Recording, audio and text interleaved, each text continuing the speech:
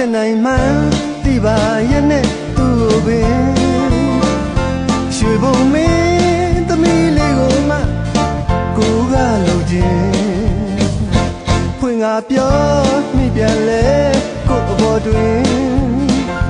သူစိတ်ဆိုးမုန်းသွားမှလဲကိုကမလုံခြင်းအစမှတို့နှစ်ယောက်မတွေ့ကြရဲ့အကောင်းသားပေါ်တင်ကိုမှသူ့ကိုမြင်တာများတော့စိတ်မှချစ်ကြွမ်းဝေးမျက်နှာလှလှသူ့ကိုတွေးမှစိတ်ပျော်ရွှင်မမြင်ပြန်လဲအသေးသေးမှတစ်မျိုးခံစားသလိုပဲအစမှတို့နှစ်ယောက်မတွေ့ကြရဲ့အကောင်းသားပေါ်တင်ကိုမှသူ့ကိုမြင်တာများတော့စိတ်မှချစ်ကြွမ်းဝေး